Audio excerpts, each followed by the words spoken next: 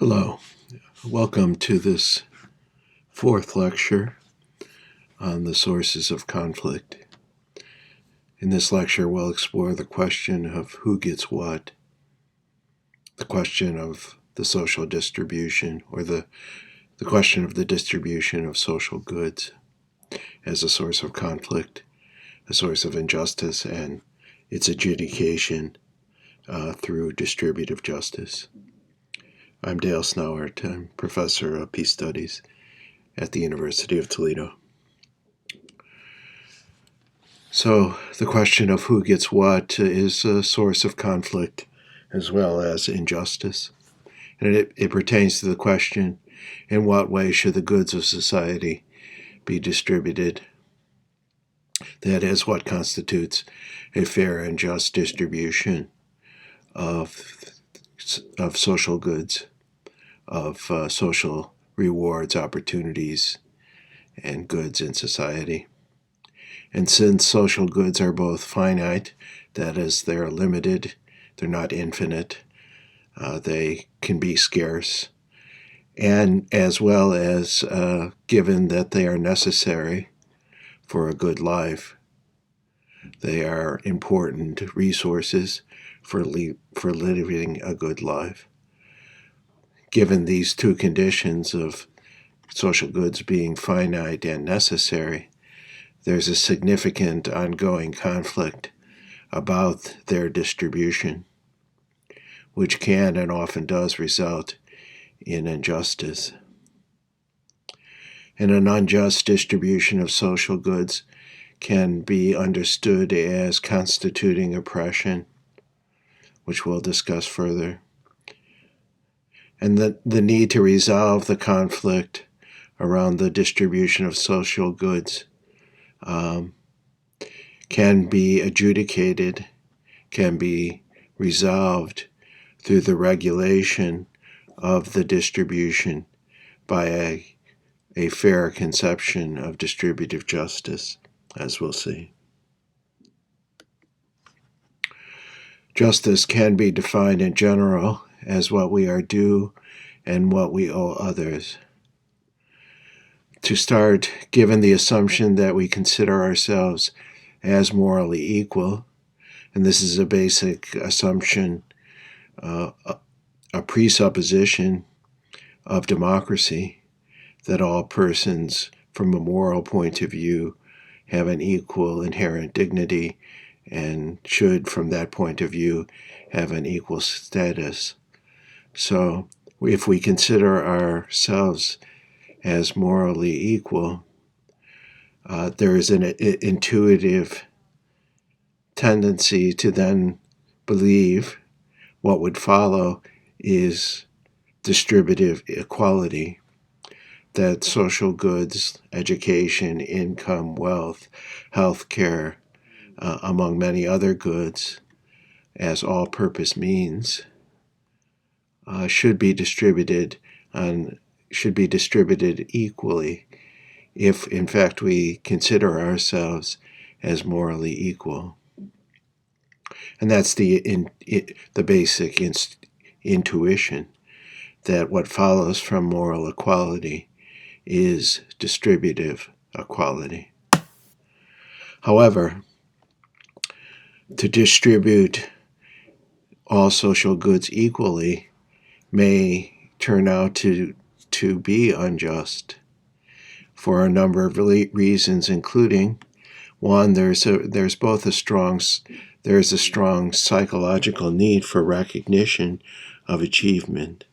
We discussed this earlier when we discussed the question of who belongs, that there's both a strong psychological need for being recognized as an equal, as a moral equal, but there's also a strong psychological tendency and need for recognition of our achievements.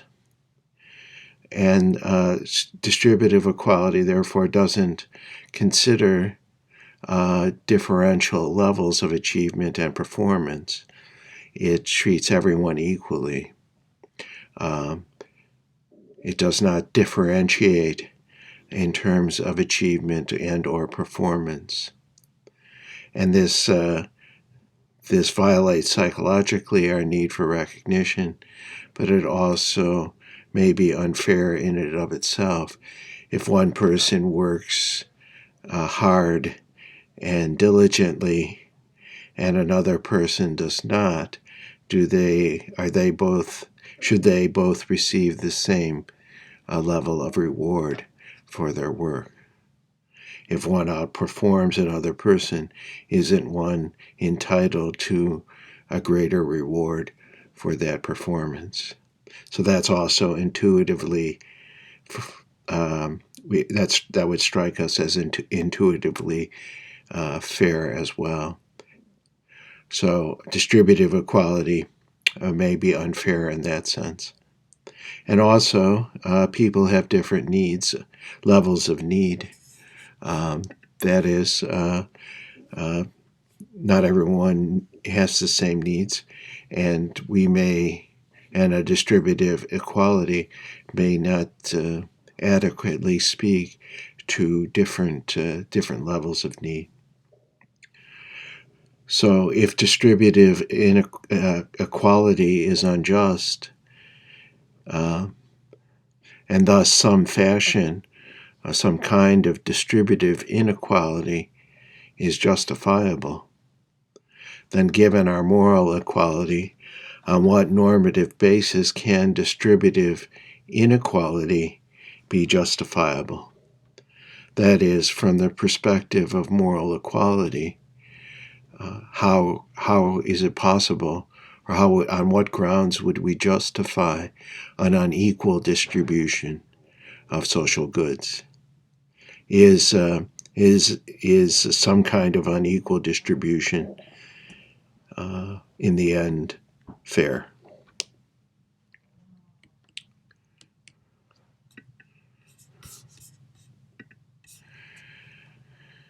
Injustice can be understood in terms of oppression. If distributive inequality is based on morally arbitrary and invalid reasons, then it is unjust. And injustice constitutes oppression, as defined. See the lecture on the 5 Faces of Oppression. In particular, oppression as exploitation and marginalization constitutes injustice. That is, to exploit the labor power of others, to other moral equals, unfairly exploit them, is to oppress them, and also to, under the conditions of exploitation, individuals and groups of persons, depending upon the kind of exploitation, become marginalized. They live on the fringe of society and are not afforded the equal opportunity to participate fully in the society, and that constitutes a form of that is oppression, which constitutes injustice. And if we look at various data from the United States, for example, regarding net worth and wealth, we see that the distribution of wealth in American society is very skewed towards the 1% or even top 5% of the population. That a small group of individuals in our society own close to over 40% of the wealth of the society, and that the bottom 50% of the population is net worth. Their wealth is almost minuscule in relative to the top 5% and even the top 50%. So we have significant wealth inequality in the United States. We also have inequality in terms of race, household income by race, that Black, Hispanic, and white households have, on the average, unequal levels of income. So there's income inequality in the United States as well. And that inequality has risen over time since 1965. In addition, there is a discrepancy in inequality in income between male and female workers. That females only make about 82% of the income, the salary of male workers for doing the same work. So females are historically, and this is a long trend in the workplace, women only receive approximately 80% of the earnings as compared to men for doing the same work. So we could ask, in our own society, in our own time, we have significant inequality in wealth. We have significant inequality in earnings by race, and we have significant inequality on the ground in terms of gender, female to male earnings. The ratio is significantly unequal for the same work. Do these forms of distributive inequality in income in the United States constitute injustice? It's a fundamental question.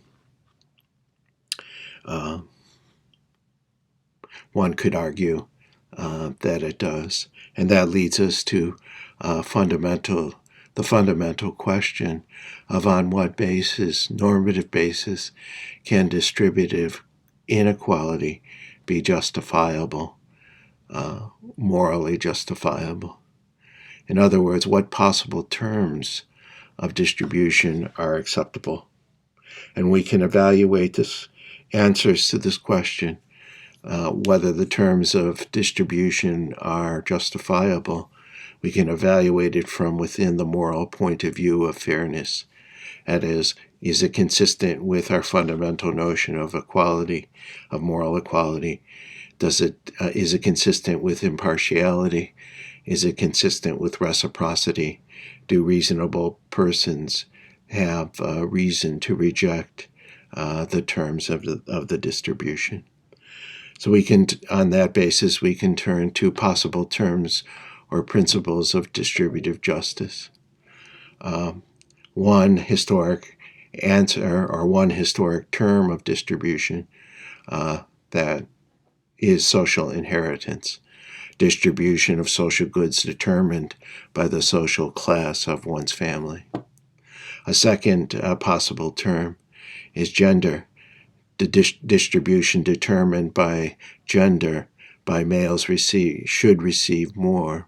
That is justifiable somehow that males receive a higher percentage of earnings for the same work. A third possibility is race and ethnicity, distribution determined by race. Persons of a particular race should receive more, or persons of a particular race should receive less. To distribute fundamental social goods based upon these characteristics of social class, gender, and race, we can argue, it can be argued, are basically unfair.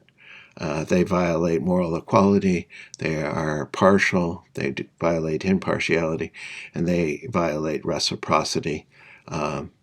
Persons of lower social classes, women, and discriminated against races have valid reason to reject these terms of distribution. A more fundamental and more perhaps justifiable term is need, to base the distribution of social goods on need, with the most needy receiving the most and the least needy receiving the least. That's a viable possibility, and that has been a characteristic term advocated by what we could call socialism or democratic socialism. Another term is the maximization of the common good, that fair distribution is one that maximizes the sum total of preference satisfaction in the population. And this is the utilitarian point of view, that what would constitute a fair and just distribution is that which maximizes the common good, defined as the sum total of preference satisfaction.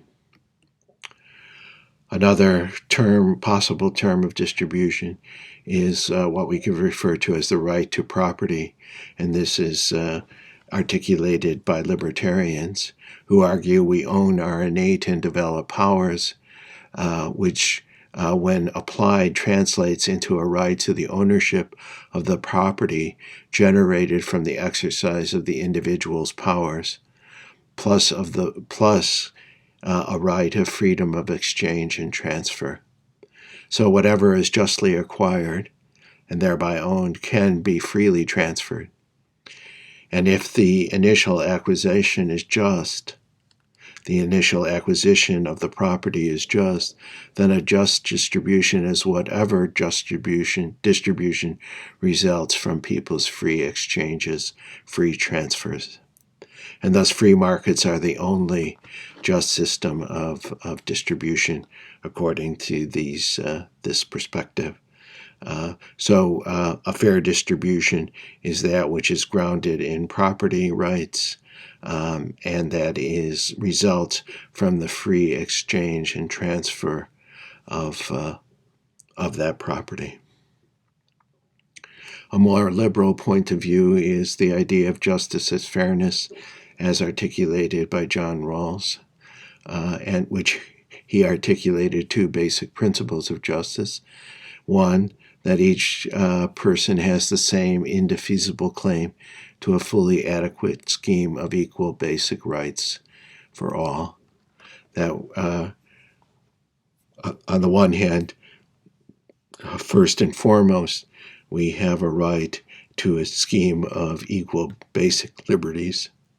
And second, the second principle is that social and economic inequalities are to satisfy two conditions.